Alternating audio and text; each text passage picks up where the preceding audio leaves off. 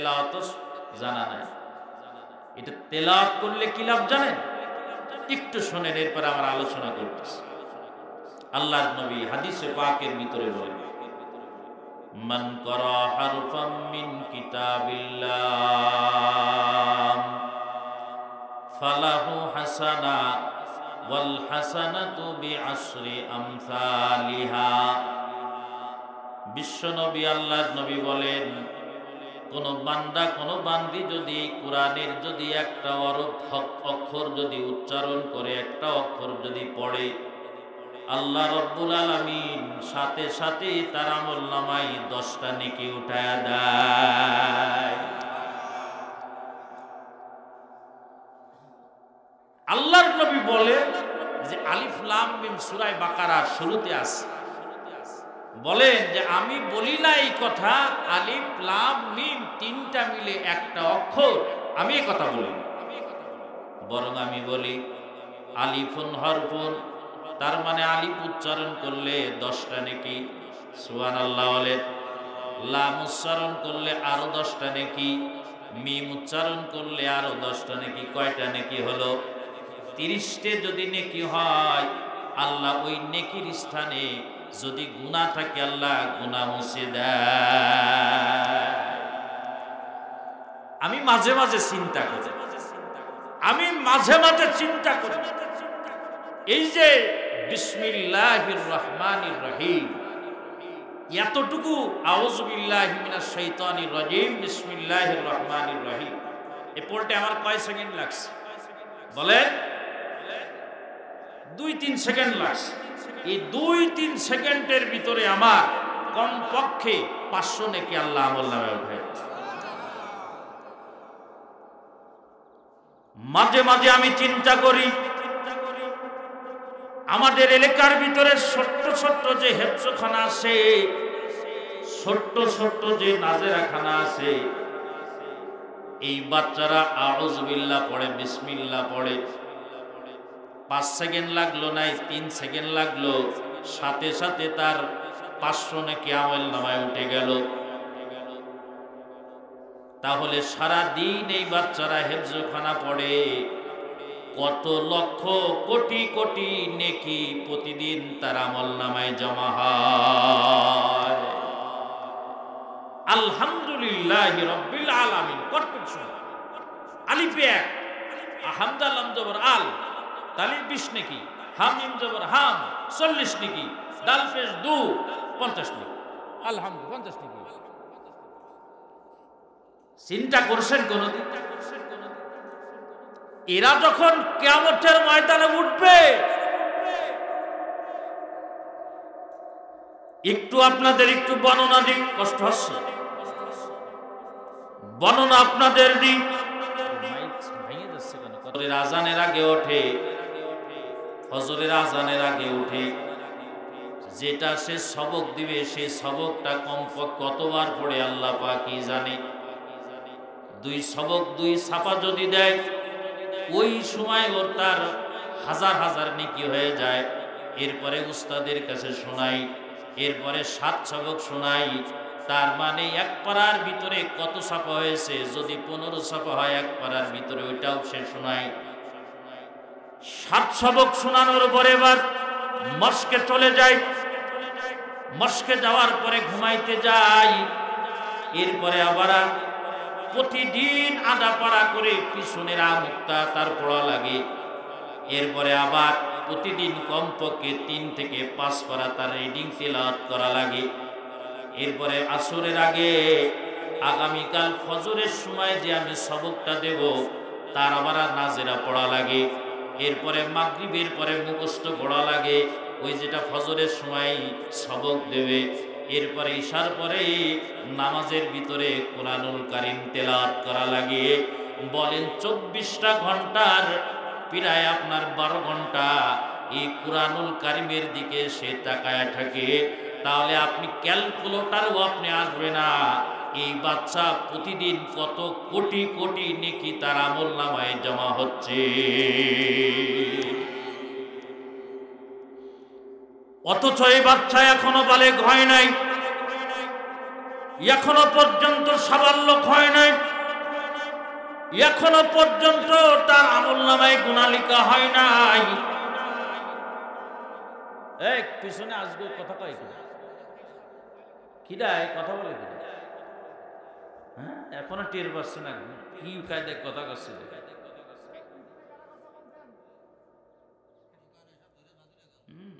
এখানে আল্লাহর কথা আসছে, দোকানে গল্প করতেছে। ভাই আসেন, আমরা একটু কোরআনের কথা বলতেছি। ভাই ভাইরা আপনারা রাগ করতেছেন, আমাদের কপাল ভালো যে আল্লাহ কোরআনের মজলিসে আমাদের বসায় রাখছেন। সুবহানাল্লাহ জোরে কর। ভাইরা আমার, আমি মাঝে মাঝে বলি এই বাচ্চাদেরকে দেখলে একটু মুসাফা করবে। কি করবে? হেফজোখানার বাচ্চাদের দেখলে একটু দোয়া নেবেন। কারণ যার প্রতিদিন কোটি কোটি নেকি যার আমলনামায় উঠানো হয়, আহারে এর কাছ থেকে দোয়া নিলে আমার মনে আল্লাহ দোয়া ফেলাবেন। কিন্তু বাবা কষ্ট লাগে আর দুঃখ লাগে। অনেক জায়গায় মাদ্রাসা আছে, মাদ্রাসারা বাচ্চারা একটু অনেক সময় একটু না বুঝে এলেবেলো করে। মহল্লার মানুষ ভালো নামাজ কালামও পড়ে না, ওই মাদ্রাসার ভিতরে এসে বাচ্চাদের উপরে ধমকি দেয়, এ করে তা করে। আসে কিনা জোরে বলেন? তুমি কারে ধমকি দাও? সারাদিনে তুমি কতটুকু নেকি আমল তোমার আমল নামায় জমা হয়েছে তুমি নিজে ক্যালকুলেটর করো। আর এই বাচ্চাটা একদিনে এক রাত্রে আমলের পাহাড় আল্লাহ তার গড়ে দিয়েছে। বলেন সুবহানাল্লাহ। তুমি কারে ধমক দাও? যদি এমন করো মাপ সে নিবা। কারণ ও আল্লাহর এত কাছের হয়ে গেছে, ও যে আহ করে জিন্দেগি বরবাদ হয়ে যায়। তা বলেন ঠিক কিনা জোরে বলেন? যাই হোক, এই যে সূরা লাহাব আমি তেলাওয়াত করেছি, এই যে আমি যা এখন পড়বো, এই প্রত্যেকটা অক্ষরে আল্লাহ পাক কয়টা নেকি দেবে? জোরে বলেন, কয়টা নেকি দেবে? 10টা নেকি দেবে। আমি শুধুমাত্র এখন একটু তেলাওয়াত করব আর তরজমা করব। এর পাশে আনুষঙ্গিক দু একটা, আসলে তো অনেক 3-4 ঘন্টার আলোচনা। সূরা লাহাবের 3-4 ঘন্টার আলোচনা, এগুলো শোনার মানুষও কম, আবার আগ্রহ কিন্তু কম। ভাইরা আমার সাথে সবাই একটু পড়েন, কিছু নেকি আমাদের আমলনামায় জমা হোক। আউযু বিল্লাহি মিনাশ শাইতানির রাজিম। বিসমিল্লাহির রাহমানির রাহিম। 500 নেকি ঠিক আছে আমার। সুবহানাল্লাহ কোন না একটু। তাব্বাত ইয়াদা আবি লাহাবি ওয়া তাব মা আগনা আনহু মালুহু ওয়া মা কাসাব। তো তরজমা শুনে নেন। আল্লাহ পাক বলতেছেন এই সূরার নাম সূরা লাহাব, আল্লাহর রাসূলের চাচার নাম, আপন চাচার নাম। আল্লাহ বলতেছেন তাব্বাত ইয়াদা, ধ্বংস হয়ে যাক 2 হাত। কার 2 হাত? আবি লাহাব, আল্লাহ রাসূলের চাচা আবু লাহাবের 2 হাত ধ্বংস হয়ে যাক। ওয়াতাব, এবং আবু লাহাব নিজেও ধ্বংস হয়ে যাক। মা আগনা আনহু মালুহু ওয়া মা কাসাব, যে সে যে মাল অর্জন, মালের অনেক ব্যাখ্যা আছে, যদি ব্যাখ্যার সুযোগ পাই আমি করব। তার মালের, এখন মালেরই আমি তরজমা করি যে তার পক্ষ থেকে তার মাল কোনো কাজে আসবে না। ওমা কাসাব, এবং জমিনের ভিতরে যা সে অর্জন করেছে তাও কাজে আসবে। সায়াসলা নারম যাতা লাহাব, অতি শীঘ্রই আবু লাহাব অগ্নিকাণ্ডের ভিতরে অতি শীঘ্রই সে প্রবেশ করে, লেলিহান আগুনের ভিতরে প্রবেশ করে। সায়াসলা নারম যাতা লাহাব ওয়া ইমরাতুহু, সাথে ওর বউ যাবে। সাথে কে যাবে? হাম্মালাতাল হাতাব, যে কাঠ বহন করে। তো যাই হোক, এই পর্যন্ত আমি তরজমা করলাম। সামনে যদি সুযোগ হয় কিছু বলবো। এখন আমাদের এখান থেকে জানার ব্যাপার হলো যে আল্লাহ পাক এই সূরাটা কেন নাজিল করলেন। আল্লাহ পাক এই সূরাটা কেন নাজিল করলেন, সংক্ষিপ্তভাবে কয়েকটা কথা বলে আমি শেষ করব। লক্ষ্য করেন, নবীদের মক্কা জিন্দেগি তিনটা প্রকার বলতে পারেন, তিনটা অবস্থা বলতে পারেন। মক্কি জিন্দেগি তিনটা অবস্থা ছিল। কয়টা অবস্থা বলেন, জোরে বলেন, কয়টা অবস্থা? এগুলো আমাদের জানতে হবে। অর্থাৎ মক্কি জিন্দেগি মানে নবীজি মক্কায় যতদিন ছিল। একটা হলো নবুয়াতের আগের জিন্দেগি, আর নবুয়াতের পরের জিন্দেগি দুটো প্রকার ছিল। নবুয়াতের পরে দুটো জিন্দেগি প্রকার ছিল। একটা হলো গোপনে ইসলামের দাওয়াতের জিন্দেগি, আর একটা হলো প্রকাশ্য ইসলামের দাওয়াতের জিন্দেগি। সুবহানাল্লাহ, জোরে বলেন। যখন আল্লাহর নবী মক্কা নগরীতে ইসলামের দাওয়াত নবীজি প্রচার শুরু করেন না, মক্কার মানুষ অন্যায় করতেছে নবীজি দেখছেন, জুলুম করতেছে নবীজি দেখছেন, সুদ খাচ্ছে নবীজি দেখছেন, কিন্তু কোনো অন্যায়ের নবীজি প্রতিবাদ সেইভাবে করতেন না। ওই সময় আমার নবীজির যে সময় ইসলামের দাওয়াতের কাজ শুরু করেন, অর্থাৎ নবুয়াতের মিশন কাজ শুরু হয় না। নবুয়াতি তো আগেই পাইছে, কিন্তু নবুয়াতির দায়িত্ব ওই সময় নবীজিকে দেওয়া হয় না। এই সময় নবীজির মক্কার গ্রহণযোগ্যতা কেমন ছিল, এরপরে নবুয়াতির জিন্দেগির পরে নবীজির গ্রহণযোগ্যতা কতটুকু হয়েছে, সংক্ষিপ্তভাবে বললে আপনারা এটা না বললে বুঝতে পারবেন না। সংক্ষিপ্ত করে বলি, বিশ্ব নবী আল্লাহর নবী যখন মক্কা নগরীতে যখন আল্লাহর নবী ইসলামের দাওয়াতের কাম শুরু করে নাই, মক্কার মানুষের কাছে আল্লাহর নবী এত প্রিয় হয়ে উঠল। আপনারা জানেন, তারা আল্লাহর নবীর কাছে নিজেদের মালগুলো আমানত রেখে আসতো। বলেন ঠিক কিনা, জোরে বলেন। 2 নম্বর, আল্লাহর নবীকে তারা আলামিন বলে উপাধি দিল, সত্যবাদী বিশ্বস্তবাদী বলে উপাধি দিল। বিশ্ব নবী যদি কোনো ফাইসলা করতেন, মক্কা নগরীর মানুষ তারা একেবারে নির্দ্বিধায় তারা মেনে নিত। উদাহরণ দিলে আপনারা পরিষ্কার হবে। মক্কা যখন বাইতুল্লাহ যখন ইব্রাহিম আলাইহিস সালাম যেইভাবে বানিয়েছিলেন, ওই সময় বাইতুল্লাহর কোনো ছাদ ছিল না, একেবারে নিচে জায়গার ভিতরে ছিল। বাইতুল্লাহর দেওয়ালের অবস্থা বড় খারাপ, উপরে ছাদ নাই, দেওয়ালগুলো খারাপ অবস্থা, ভেঙে যাবে ভাব। মক্কা নগরীর মানুষ কুরাইশ অন্যান্য বংশ তারা একত্রিত হলো, পরামর্শ করলো কি করা যায়। বললাম আমরা সবাই মিলে এই বাইতুল্লাহটাকে সুন্দর করে নির্মাণ করে ছাদও দিব। সবাই পরামর্শ করলো, কাউকে একটা দেওয়া, কয়েকটা গোত্রকে এক পাশের দেয়াল দেওয়া, উত্তরের দেয়াল দেওয়া হলো, কোন গোত্রকে দক্ষিণা দেওয়াল দেওয়া হলো, কারোর পশ্চিম, কারোর আবার পূর্ব, কারোর ছাদের দায়িত্ব দেওয়া হলো। যে গোত্রের যে দায়িত্ব দেওয়া হলো সবাই তাদের দায়িত্ব পালন করলো। দায়িত্ব পালন করার পরে এইবার হজরে আসওয়াদ বসাবে। হজরে আসওয়াদ যেই পাথরের সুমা খাইলে আল্লাহ পাক গুনাহ মাফ করে দেয়। এই হজরে আসওয়াদ বসানোর বরকত কোন গোত্র ছাড়তে চায় না। সবাই চিন্তা করে আমি হজরে আসওয়াদ বসানোর বরকত আমরা নিব। কোন গোত্র ছাড় দেয় না। এমনকি এক গোত্র আর এক গোত্রের সাথে যুদ্ধ করার জন্য তলোয়ার পর্যন্ত বের করলো। আব্দুল ওয়াহাব নামে এক মুরব্বী বলল, তলোয়ার বের করার দরকার নাই, আমি তোমাদের একটা প্রস্তাব দিই, প্রস্তাবটা যদি তোমরা মেনে নাও। দেখো কি প্রস্তাব। আগামীকাল বাইতুল্লাহর ভিতরে সর্বপ্রথম যে ঢুকবে আর দরজা দিয়ে বের যে হবে, সে যে ফয়সালা দেবে আমরা সেই ফয়সালা মেনে নেব। হ্যাঁ, এটা মানা যায়। আগামীকাল সবাই চিন্তা করতেছে আমি আগে যাব। সকাল বেলায় যাই দেখলো বিশ্বনবী জনাবে মুহাম্মদুর রাসূলুল্লাহ, জোরে জোরে বলেন সাল্লাল্লাহু আলাইহি ওয়াসাল্লাম, বাইতুল্লাহর দরজার গোড়ায় দাঁড়ায় আছে। সবাই উচ্চারণ করে বলতেছে আলামিন দাস। আমাদের সত্য মানুষ, সঠিক মানুষই দাঁড়িয়ে আছে।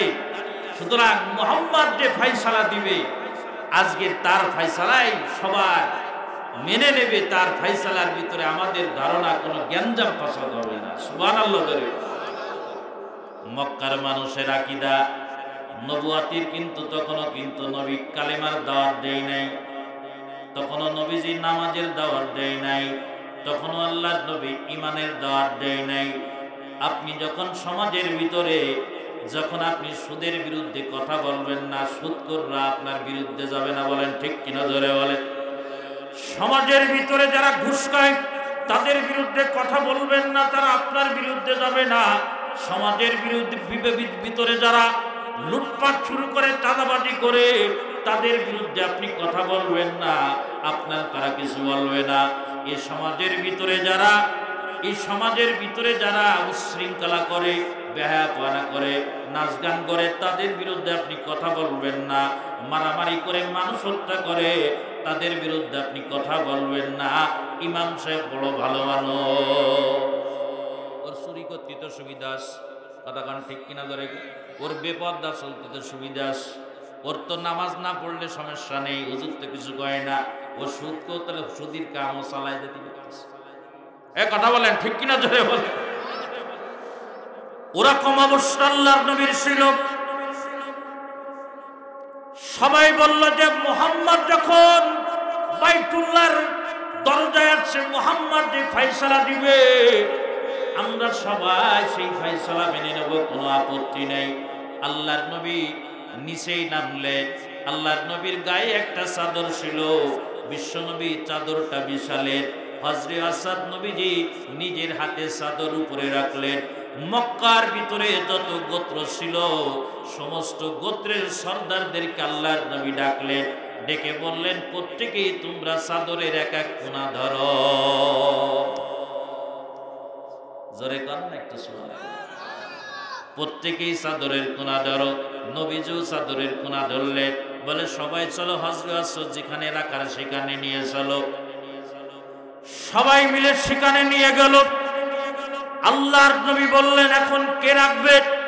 সবাই একযোগে বললে, মুহাম্মদ, তুমি যে আজকে সিস্টেম করলে, আমরা তো গতকাল তলোয়ার বের করাকরি করছিলাম, কিন্তু তুমি এত সুন্দর একটা সমাধান দিলে। মুহাম্মদ, আমাদের দাবি এই পাথরটা তুমি নিজ হাতে রেখে দাও। এত পরিমাণ গ্রহণযোগ্যতা নবীজির। লক্ষ্য করেন, এরপরে নবীজির আসলো হলো দাওয়াতি মিশন, নবুয়াতি নবীজি পেলেন।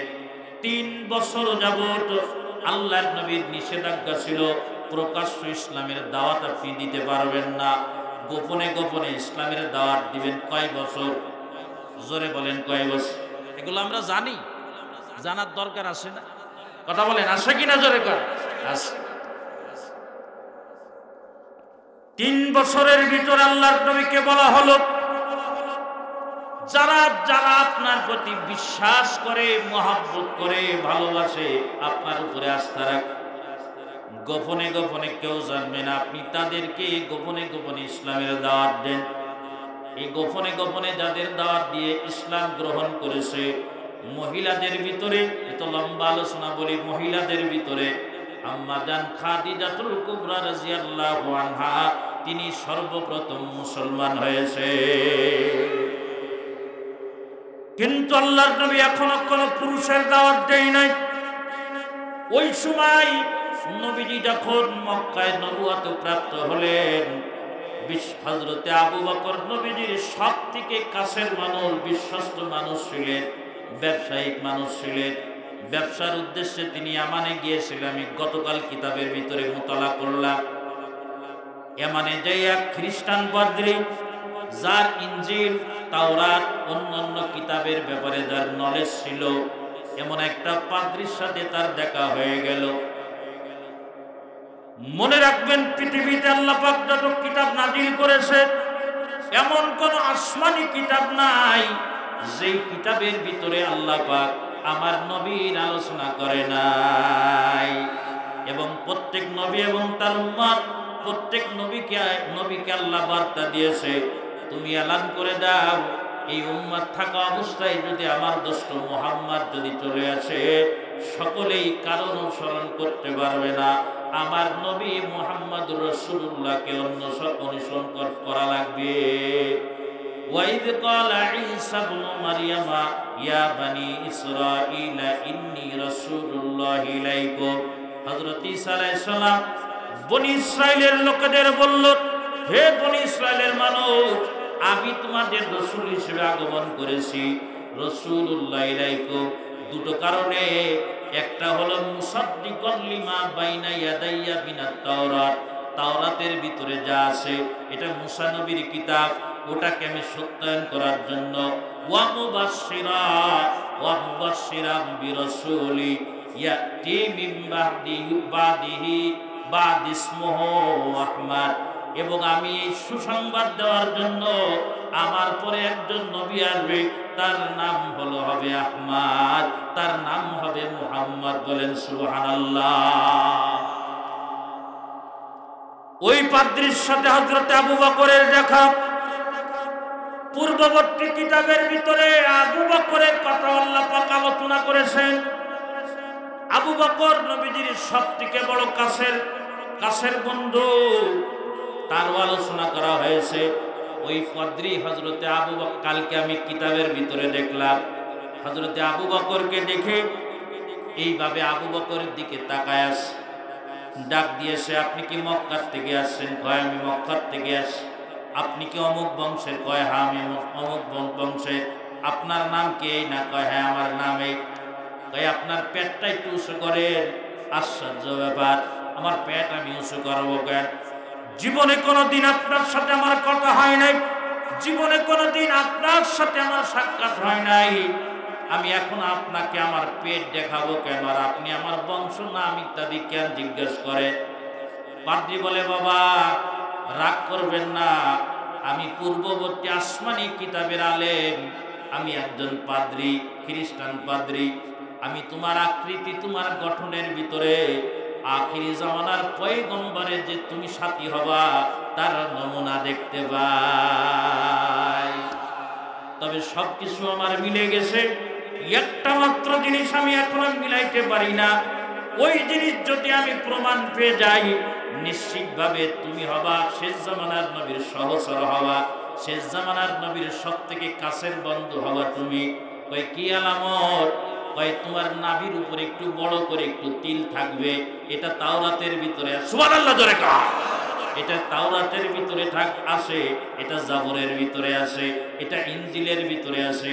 বাবা তোমার পেটটা একটু দেখাও, আমি একটু দেখতে চাই তুমি আখিরি জামানার পয়গম্বরের কি বন্ধু, কি সাথী না মিলাইতে চায়। সিদ্দিক আকবর দাঁড়ালো, পাদ্রী উঠে দাঁড়াইয়া সিদ্দিক আকবরকে বুকে জড়ায় ধরলো, বুকে জড়ায় ধরে বলে, বাবা তোমার কাছে অনুরোধ রাখবো, তুমি তোমার মুহাম্মদ যখন ইসলামের দাওয়াত দেবে, তুমি না করবা না, তুমি তার যত কষ্ট আর বিপদ আসুক, তুমি তার বিপদ থেকে সরে যাবা না। আর মুহাম্মদ রাসূলুল্লাহর বিদায়ের পরে এই জমিনের প্রতিনিধি আল্লাহ তোমাকে বানাবে। সিদ্দিক আকবর বোঝেন, সিদ্দিক আকবর কি? ওমর রাদিয়াল্লাহু আনহু মাঝে মাঝে বলতেন যে আমার পুরা জিন্দেগির আমল আপনারে দিয়ে দেই, আপনি একটু গানে সুরে যে নবীজির সাথে যে রাতটা কাটাইছিলেন, যে রাতগুলো, ওই আমলগুলো আমারে দেন। সুবহানাল্লাহ। কি মনে করেন এই উম্মতের সবথেকে শ্রেষ্ঠ মানুষ যাকে আল্লাহ পাক জিবরিল আমিন আলাইহিস সালাতু ওয়াস সালামের মাধ্যমে জমিনে সালাম প্রেরণ করেছে, শিল্পপতির থেকে ইসলামের জন্য শটওয়ালা হয়ে গেছে। আপনাদের কষ্ট হচ্ছে? লক্ষ্য করে এই সংবাদ পাইয়া এদিকে কিন্তু আল্লাহর নবীর নবুয়াতি হয়ে গেছে। মনে আছে আপনাদের? মনে আছে? নবুয়াতি হয়ে গেছে। আল্লাহর নবী এখনো মক্কা নগরীতে কাউকে দাওয়াত দেয় নাই। নবীজি চিন্তা করছে আমার সবথেকে আপনজন আবু বকর এমনে আছে, এমন থেকে আসলে আমি তার কাছে যাব। আবু বকর সিদ্দিকের মনারে মেনে দাঁড়ালো না। দ্রুত ইয়ামানে ব্যবসা বাণিজ্য সংক্ষিপ্ত করে তিনি মক্কা নগরীতে পৌঁছাইলেন। আল্লাহর নবীর কানে আসলো, আবু বকর চলে আসে। ওদিকে আবু বকর আল্লাহর নবীর কাছে আসতেছে, আবার আল্লাহর নবী সিদ্দিক আকবরের বাড়িতে যায়। ছোটকাল থেকেই দুইজনের ভিতরে একটু বন্ধুত্বর সম্পর্ক ছিল, রাস্তায় দেখা হয়েছে। আল্লাহর নবী কোনো কথা না, আল্লাহর নবী বলে, ও আবু বকর, আমি কিন্তু আল্লাহ পাকের রাসূল, তুমি কালিমা পড়ে মুসলমান হয়ে যাও। কোনো কথা না, কোনো কিছুই না। আবু বকর তার হাতটা বাড়ায় দিয়ে বলেন, আমার হাতে হাত রেখে আপনি আমাকে কালিমা পড়ায়া দেন, লা ইলাহা ইল্লাল্লাহু মুহাম্মাদুর রাসূলুল্লাহ। একটু জোরে জোরে বলেন আল্লাহু আকবার বলেন। একবার বুখারীতে আমি সেদিন পড়ালাম, হযরতে আবু বকর এবং ওমরের ভিতরে একটু মানে বন্ধু তো একটু জ্ঞান, বন্ধুর ভিতরে তর্ক বিতর্ক লাগে না, লাগে না, একটু তর্ক বিতর্ক লাগছে। আবু বকর একটু গরম দিচ্ছে, মুরব্বী মানুষ। আবু বকরের গরম দিলে উনি খুব বিচক্ষণ ছিলেন। হযরত ওমর দৌড় মারছে, বলতেছে, ভাই ওমর দাঁড়াও, আমি মাফ চাই, তুমি দাঁড়াও, আমি মাফ চাই, তুমি দাঁড়াও। এই বুখারীর ভিতরে আসছে যে হযরত ওমর ঘরের দরজা আটকাই দিয়েছে। খুব আবু বকরের টেনশনে। এরপরে দুইজন যখন আবু বকর রাদিয়াল্লাহু আনহু ওমর রাদিয়াল্লাহু নবীজির কাছে আসলেন, আসার পরে নবীজির এই সংবাদ আসলো যে আমার আবু বকর হযরত ওমরকে ডাকতেছে। ওমর আবু বকরকে ভ্রুক্ষেপ না করে ঘরে চলে গেছে। আল্লাহর নবী বললেন, এই শোনো। রাগ হয়ে গেছে, নবীজির চেহারা লাল হয়ে গেছে। বুখারীর riwayaতের ভিতরে আছে, বলতেছে, আমি যার কাছে ইসলামের দাওয়াত নিয়ে গেছি, কিছু না কিছু কিছু না কিছু কিছু না কিছু তোমরা করেছো।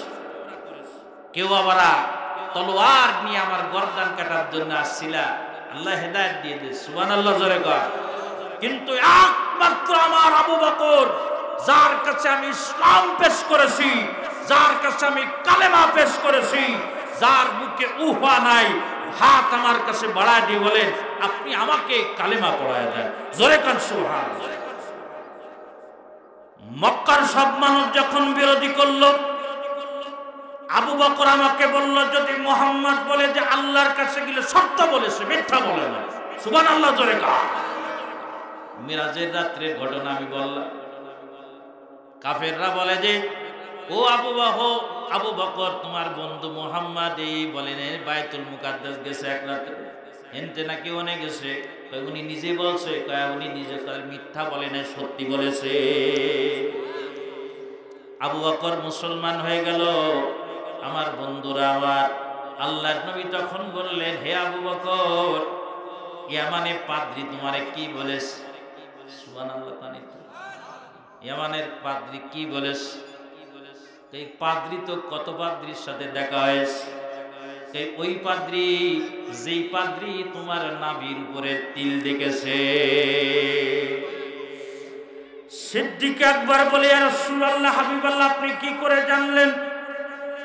বলে, ওই পাদ্রীর সাথে যখন কথোপকথন তোমার শেষ হয়েছে, আমার কাছে জিবরাইল আলাইহিস সালাতু ওয়াস সালাম এসে সব ঘটনা বলেছে, আর আমাকে বলেছে তোমার কাছে ইসলামের দাওয়াত সর্বপ্রথম দিতে, কারণ ইসলামের সর্বপ্রথম মুসলমান এই ফজিলাত আল্লাহ একমাত্র আবু বকরকে দান করবে।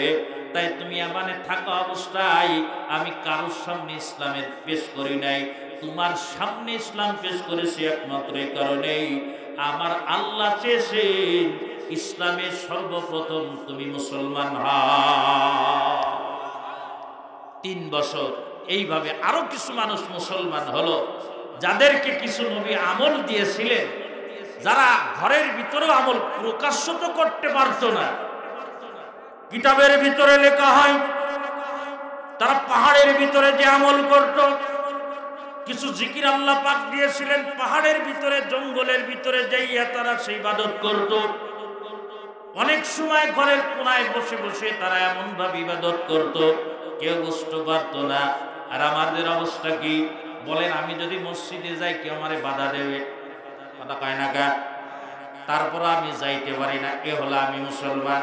আর সাহাবায়ে কেরাম যদি আল্লাহর নাম উচ্চারণ করে গলা কেটে যাবে, তারপরও গোপনীয় জঙ্গলে যায় তার ইবাদত করেছে। কুরআনুল কারীম আমি তেলাওয়াত করলে আমাকে কেউ বাধা দেবে না, তারপর আমি কুরআনুল কারীমের তেলাওয়াত করতে পারি না। আমি আল্লাহর দরবারে সিজদা দিলে আমারে কেউ বাধা দেবে না, তারপর আমি আল্লাহ পাকের দরবারে সিজদা দিতে পারি না। আহারে আমি আল্লাহর বিধান মতো চললে আমারে কেউ বাধা দিবে না, কেউ কষ্ট দিবে না, কেউ মারধর করবে না, তারপরও আমি আল্লাহর গোলামি করতে পারি না। আর ওই মানুষগুলো প্রকাশ্য ইবাদত বন্দেগী করলে তাদের মহাশাস্তির সম্মুখীন হওয়ার সম্ভাবনা, তাই সম্ভাবনার ভিতরে তারা আল্লাহ পাকের ইবাদত ছাড়ে না। তারা আগে জান্নাতে যাবে নাকি আমরা আগে জান্নাতে যাও? আরে মুসলমান, আমরা মুসলমান, দুটো ধাপ গেল। কয়টা ধাপ গেল? কথা বলেন। একটা হলো নবুয়াতের আগের ধাপ, নবীর গ্রহণযোগ্যতা আকাশচুম্বী মক্কার মানুষের কাছে।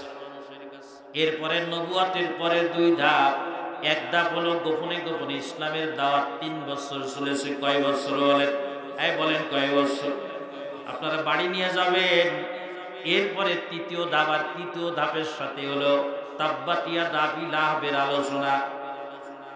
লক্ষ্য করেন 3 বছর পরে আল্লাহ পাক আল্লাহর নবীর উপরে কুরআনুল কারীমের আয়াত নাজিল করলেন। কুরআনুল কারীমের আয়াত নাজিল করে বললেন, আল্লাহর নবী 3টা বছর আপনি ইসলামের দাওয়াত গোপনে গোপনে দিয়েছেন আমার নির্দেশনা অনুযায়ী। আর সময় নাই, সামনে আর সময় বেশি নাই। আপনি আজকের থেকে, এখন থেকেই আপনি ইসলামের দাওয়াত প্রকাশ্যভাবে দিবে। আপনার হেফাজতের দায়িত্ব আমি আল্লাহ পাক নিলাম। তবে ইসলামের দাওয়াতটা আপনি শুরু করবেন কোন জায়গা থেকে সেটাও আল্লাহ পাক বলে দিলেন। আল্লাহ তাআলা বলেন, ওয়া আনদির আশিরাতাকাল আকরাবিন। জোরে কান সুবহানাল্লাহ বলে। কয় আগে আপনি থাকেন হলো গাজীপাড়ায়, আপনার পরিবার এই জায়গাটায়। আপনি সুলমান কাটির লোকের আগে দাওয়াত দেবেন না, আগে আপনি গাজীপাড়া আপনার পরিবারের ভিতরে আগে আপনাকে দাওয়াত দিতে হবে। বলেন ঠিক কিনা? জোরে বলেন। নূহ আলাইহিস সালাতু ওয়াস সালাম নিজের পরিবার থেকে দাওয়াতের কাজ শুরু করলো। ইব্রাহিম আলাইহিস সালাতু ওয়াস সালাম নিজের পরিবার থেকে দাওয়াতের কাজ শুরু করলো। ইব্রাহিম নবী আগে নিজের বাপ আযর, যে নিজে মূর্তি পূজা করত, শুধু নিজে মৃত্যু পূজা করত না, নিজে মূর্তি বানাতো।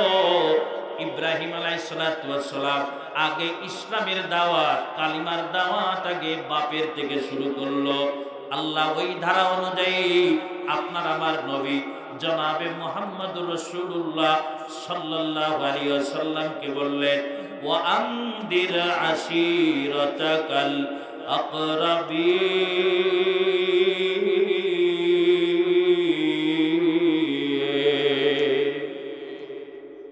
বললেন, হে নবী, সময় এসেছে ইসলামের প্রকাশ্য দাওয়াত দেওয়া। আপনি আপনার পরিবার থেকে আপনি তাদেরকে জাহান্নামের ভয় দেখান, তাদেরকে আল্লাহর বাণী শোনান, তাদেরকে কালিমার বাণী শোনান। আল্লাহর নবী আলাইহিস সালাতু ওয়াস সালাম সফা পাহাড়ে, এই বাইতুল্লাহ শরীফ গিয়েছেন কে? বাইতুল্লাহ গিয়েছেন, মুরব্বী জানে। এই বাইতুল্লাহ, এখানে সফা, এখানে মারওয়া। এরপরে নবীজির পরিবারের সব বাড়ি ঘর দর্শিল। নবীজির যে আপনজনেরা যারা সফা পাহাড়ে উঠলে সবার বাড়ি এক জায়গাটায়, তখনও নবীজির গ্রহণযোগ্যতা আছে কি নাই? কথা কয় না। প্রকাশ্য তো আর অন্যায়ের প্রতিবাদ জানাচ্ছে। সবাই এখন আলামিন বলে, সবাই এখনো বিশ্বস্তবাদী বলে। ভাইরা আমার, আল্লাহর নবী উঠে গেলেন, সফা পাহাড়ের উপরে চলে গেলেন। রাগ করবেন না বাবা, হাতে ধরি পায়ে ধরি রাগ করবেন না। নবী যা করেছে সেটা আমাদের করণীয় কিনা বলেন? এই কথা বলেন। নবী যা করেছেন সেটা আমার করণীয়। কিন্তু দুঃখজনক ব্যাপার হলো, আমি মুসলমান, আমি নামাজ আদায় করি, আমার সন্তান নামাজ আদায় করে না। আমি আমার সন্তানকে বলতে পারি না বাবা তুমি কেন নামাজ আদায় করো না। অথচ নবী ইসলামের যখন প্রকাশ্য দাওয়াত দিলেন আগে নিজের পরিবার থেকে শুরু করলো। আমার সন্তান রোজা রাখে না, আমি বাপ রোজা রাখি, কিন্তু আমার সন্তানকে বলতে পারি না কেন বাবা তুমি রোজা রাখো না। আমার সন্তানকে কেন বলতে পারবো না কেন বাবা সুন্নত তরিকায় চলো না। আমি আমার সন্তানকে কেন বলতে পারবো না বাবা কেন তুমি পর্দা পুশিদায় থাকো না, কেন বাবা তুমি কোরআনুল কারীমের তেলাওয়াত করতে পারো না, কেন তুমি আল্লাহর গোলামি করবা না। অনেক মানুষ এমন আছে সমাজের ভিতরে, আমি বিরোধিতা করার জন্য বলি না, যারা চিল্লার পরে চিল্লা দেয় আর মেয়ে নিয়ে বাজার করতে যায়। আছে কি না জোরে কর? এটা বড় কষ্ট লাগে। এই এয়ারপোর্টে সেদিন আমরা গেলাম আরশাদ মাদানির দামাত বরকাতুল আলিয়া সদিকাটায় মাদ্রাসা আসলে রিসিভ করার জন্য। আমি বাবা কি বলবো আর, পুরো মাথায় পাগড়ি একেবারে সব সাদা, দাড়িও সাদা, পাগড়ি দিয়ে সব পর্যন্ত, মায়ে পুরো একটা সেলার কামিজ মানে টাইট টুইট করা, ঠিক এই কায়দায় বুঝলেন বেরোইস। এই যে কয়েকদিন আগে তা বলেন এ মানুষের হেদায়েত কি করবে? নিজের ঘরে খালি এক কথা বলেন ঠিক কিনা জোরে গান। নিজে পাগড়ি পরেছে কিন্তু মেয়েকে বুরকা পরাইতে পারে নাই, নিজে নামাজ পড়ে কিন্তু মেয়েকে নামাজ পড়াইতে পারে নাই। নিজে সুন্নত তরিকায় চলতে চাই কিন্তু নিজের বাচ্চা সুন্নত তরিকায় চলুক সেটা চায় না। আমার বাবারা লক্ষ্য করেন আমার দিকে, আমার নবীজি কিন্তু এমন ছিলেন না। যখনই দাওয়াতের কাম শুরু করলেন আল্লাহর নবী সাফা পাহাড়ে উঠে গেলেন আর গোত্র গোত্র নাম ধরে নবীজি ডাকলেন, ইয়া সবা বলে ডাকলেন। সবাই চিন্তা করলো মুহাম্মদ আমাদের ভাতিজা ডাকছে। ইয়া সবা মানে হলো ভয়ঙ্কর কোন সংবাদ হবে। মক্কার মানুষ যখন সবা পাহাড়ের উপরে যখন ইয়া সবা বলে ডাকতে বার্তা হলো ভয়ানক কোন সংবাদ, বিপদের কোন সংবাদ মনে হয় হবে। যেহেতু মুহাম্মদ উঠছে, যেহেতু তাহলে ঘটনা সত্য হবে। প্রত্যেকটা ঘরে ঘর থেকে বাচ্চারা, বিটারা যারা ছিল নবীজির পরিবারের সবাই সফা পাহাড়ের গোড়ায় একত্রিত হলো। এই লক্ষ্য করেন, বললাম এর তাফসীর অনেক বড়। সবাই একত্রিত হলো। আল্লাহর নবী বললেন, হে আমার পরিবারের মানুষ, হে আমার পরিবারের সদস্যরা, হে আমার রক্তের মানুষরা, আপনারা রাগ করবেন না। আমি যদি আপনাদের বলি, এই কথা বলো, এমনি লোক কোন চিল্লা পাল্লা করলে খারাপ লাগে, বসো শোনা, আম্মু বসো মাগো।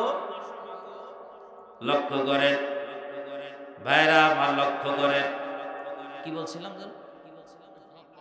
সবাই পাহাড়ের উপরে নবীজি, সবাই নিচে চলে আসে। আবু লাহাব আসছে, আবু লাহাবের বউ আসছে, আবু তালেব আসছে, সবাই চলে আসছে, সব বংশীয় মানব চলে আসছে। বিশ্ব নবী আল্লাহর নবী বললেন, আমি যদি এই কথা, এই সংবাদ আপনাদের দিই যে একটা পাহাড়ের পদদেশে শত্রুদল লুকায় রয়েছে, আপনাদের সুযোগ তলাশ করতেছে, যে কোনো মুহূর্তে আপনাদের উপরে আক্রমণ করে আপনাদেরকে ধ্বংস করে দিবে। আমি এই সংবাদ যদি আপনাদের দিই আপনারা কি বিশ্বাস করবে?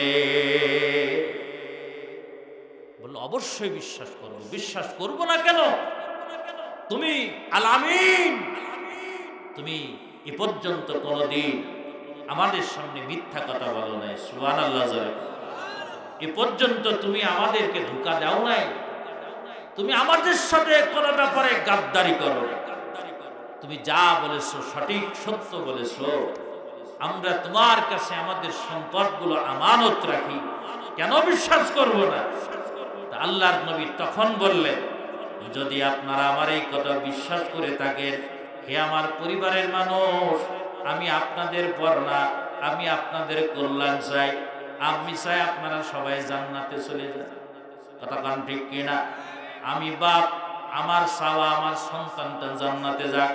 আমি বাপ, আমার চাও আমার মেয়েটা জান্নাতে যাক। আমি বাপ, আমি চাই আমার ভাইটা জান্নাতে চলে যাক। আমি চাই আমার স্ত্রীটা জান্নাতে চলে যাক। চাই কি চাই না জোরে বল। একটা ঘটনা ছিল খুলনায়।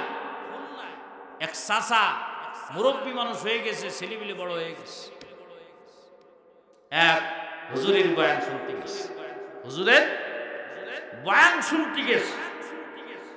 বয়ানের ভিতরে হুজুর আলোচনা করেছেন, কোন বাপ কোন মা যদি ছোটবেলার থেকে সন্তানদের যদি নামাজের প্রশিক্ষণ যদি না দেয়, এই বাপ যতই নামাজ পড়ুক কিয়ামতের ময়দানে আল্লাহর আদালতে দাঁড়ায় যাবে। ওনার তো মাথা খারাপ, আমাদের মতন বক্তা না, তারা আল্লাহর ওলি। ওনার তো মাথা খারাপ হয়ে গেছে। তাহলে আমি নামাজ পড়ি, আমার ছেলেদেরকে তো আমি কোনোদিন নামাজ শেখাইনি, এরা তো এখন বড় হয়ে গেছে, আমার কথা শুনবে। যদি বাবা আম গাছটা ছোটকালে বেঁকা তাকে সোজা করে ঠেলা দিলে সোজা হয়ে যায়, তারা কান ঠিক কিনা জোরে, এটা ঠ্যাক মারলে কিন্তু আপনি সে সোজা হয়ে যাবে। মেঘনি গাছ যদি ছোটবেলায় যদি লাগানোর 1 বছর পরেও যদি বেঁকা হয়ে যায়, ঠেলা মেরে ঠেক মারলে কিন্তু সোজা হয়ে যায়, ঠিক সোজা হয়ে যায় না। কিন্তু মেঘনি গাছের বয়স যখন 20 বছর হয়ে যায়, যত ঠেলা মারেন আপনি সরে যাবেন, মাথা ভেঙে দেবো, সরবে না, সরবে, জীবনও সরবে না। গ্রামের মানুষ আপনি এক জায়গায় করলেও কিন্তু সরবে না। ওই যে বাচ্চা বয়সে যদি যেদিকে ঠেলা মারবেন বাচ্চারা সেদিক যাবে।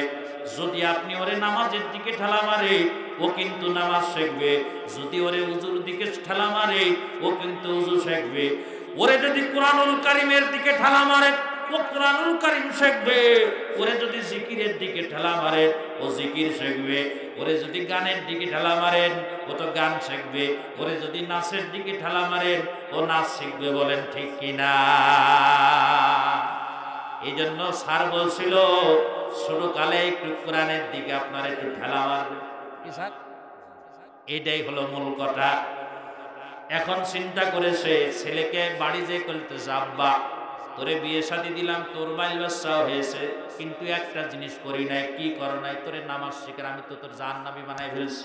আমিও জাহান্নামে যাব, তুইও জাহান্নামে যাব। যতই নসিহত করে কিন্তু ছেলে আমার ঠেলা মারলেও সরে না। বাপ সরি আছে, সে সন্তান সরে না।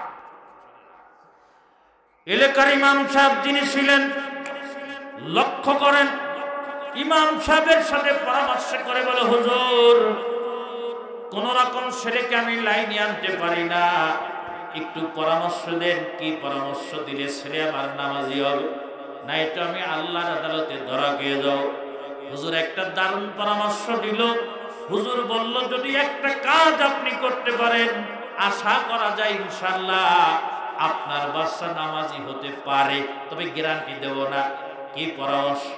কয়া যখন আজান দিবে বৌমারে বলবে দরজা খুলে রাখতে, বাকি কাম আস্তে আস্তে বলে দিলে এবার আমি বলি। বৌমারে বাড়ি এসে সন্ধ্যের আগে বলে রাখলো, বৌমা 9টার আগে তো দরজা খোলো না। আছে না অনেক বৌমা, শাশুড়ির কাজ করা কমপ্লিট, এরপরে ওঠে।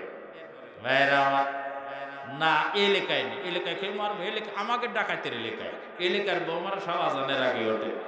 ভাইরা আমার, লক না আমি বিটিকে দাবল খাবো এই রাত্রি, শীতের রাত্রি কনে উঠবো, বেকায়দা না। কারণ বিটিকের 16 কালার 1 কালার দেখাই দিলি কায় আমরা কি, ঠিক না? 16 কালার গল্প এখন আমার করা যাচ্ছে না, সময় হাতে নেই। বলে মা গো, আজান দেওয়ার সাথে সাথে দরজা খুলে রাখবা কেন আব্বা? কয় ওই সময় ডাকবা।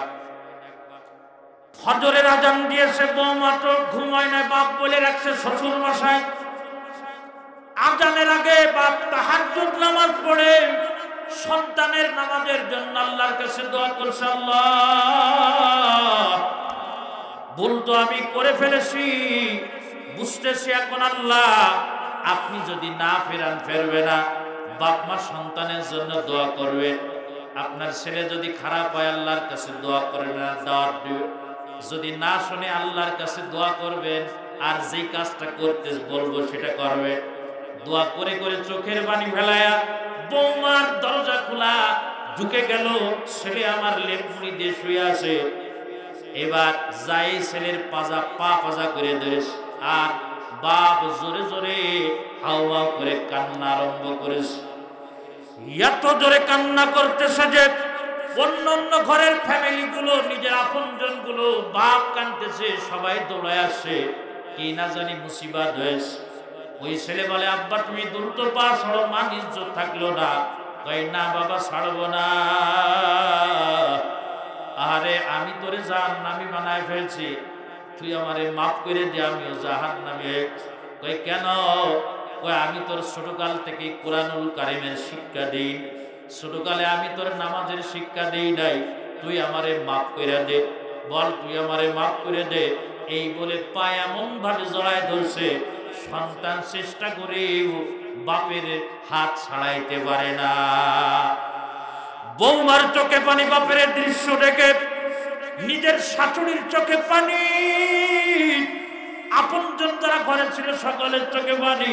কি দরদ বাপ নিয়ে আসছে, সকলের সামনে সন্তান কথা দিল যে আব্বা আপনার মাথায় হাত রেখে আমি বলতেছি, আজ থেকে এখন থেকে আল্লাহ যতদিন হায়াতে রাখে আমি আর নামাজ কাজা করব না।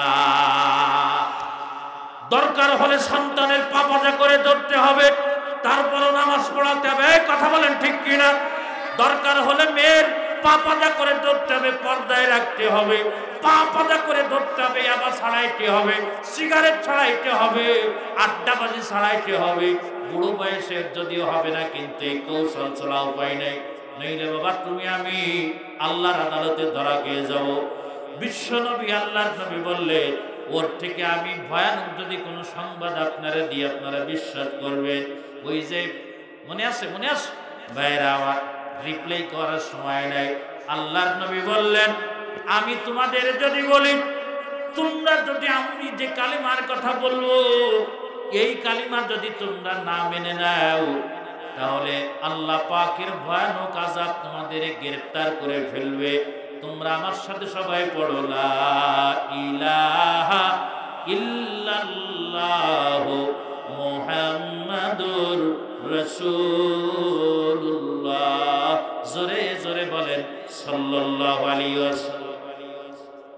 এই যে আলোচনা বলেন, এতদিন ইমাম সাহেব সুদের কথা কয় না, সুদখোররা ইমামের বিরুদ্ধে লাগে নাই, কথা কয় না।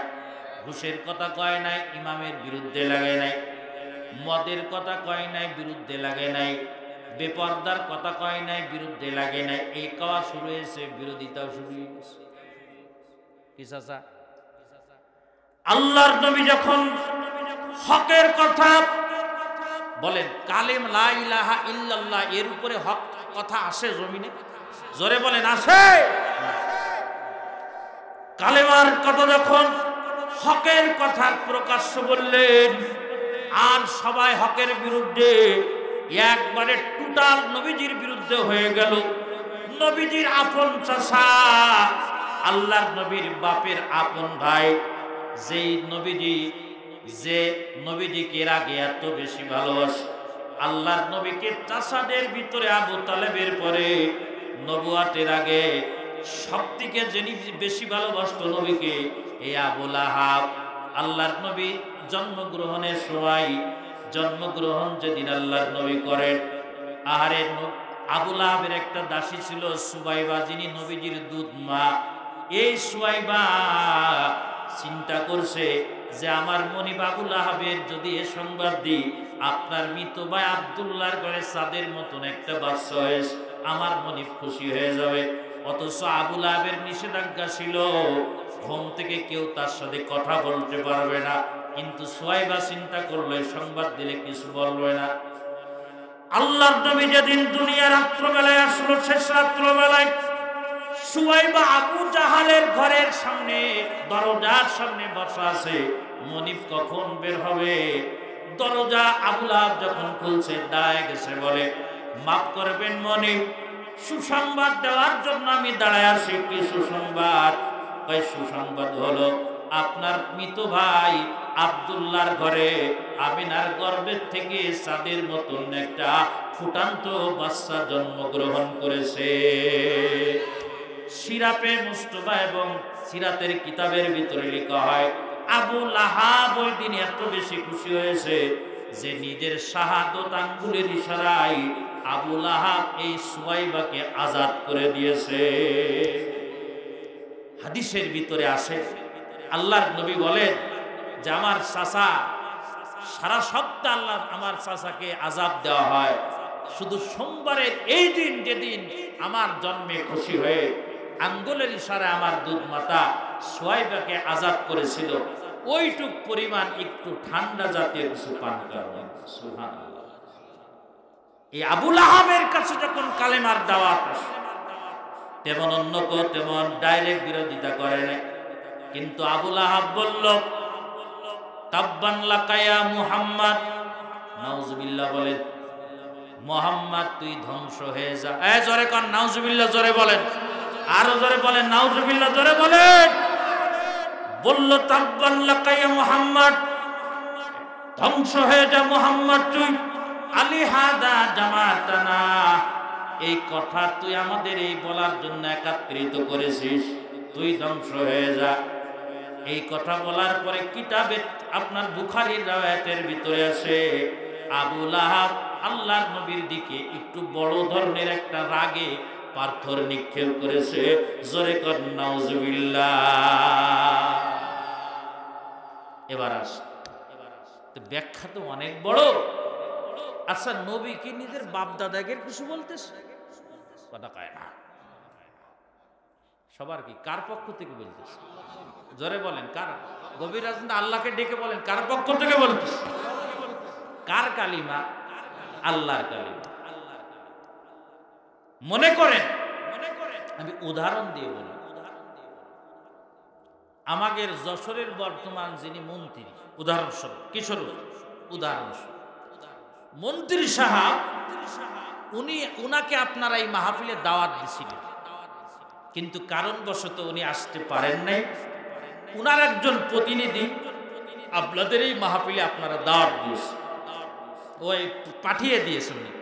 পাঠিয়ে দেওয়ার পরে ওই প্রতিনিধি যখনই আসছে আপনারা তাকে কুল ঘিসি যে যেরাম পারেছেন মারিছেন। জোরে বলেন, মন্ত্রীকে মেরেছে, কথা ঠিক না বলেন? যদিও কিল ঘুষির উপরে পড়েছে, কিন্তু মন্ত্রীকে এটা মারা হয়েছে। ঠিক তেমনি ভাবে আপনি এই সূরাটা আপনি বোঝেন, আল্লাহর নবী নিজের পক্ষ থেকে আসেন নাই, মানুষের ঘরে ঘরে কালিমার দাওয়াত পৌঁছায় দেওয়ার জন্য প্রতিনিধিকে পাঠিয়েছে। কারণ ইন্নী জাইলুম ফিল আরদি খলিফা, আল্লাহ তাআলা খলিফা নিযুক্ত করেছেন। সর্বোচ্চ খলিফা হলো নবী রাসূলগণ, আল্লাহর প্রতিনিধি। আর শ্রেষ্ঠ প্রতিনিধি হলো আপনার আমার নবী জনাবে মুহাম্মদ রাসূলুল্লাহ সাল্লাল্লাহু আলাইহি ওয়াসাল্লাম। বুঝে থাকলে আমার কথা বলবেন। এই যে আবু লাহাব আল্লাহর নবীর দিকে পাথর মারলো না, আল্লাহকে মারলো। বলেন এবার আরো জোরে বলেন, আল্লাহকে মারলো। তাহলে আল্লাহকে মারলে কি আল্লাহ কি বসে থাকে?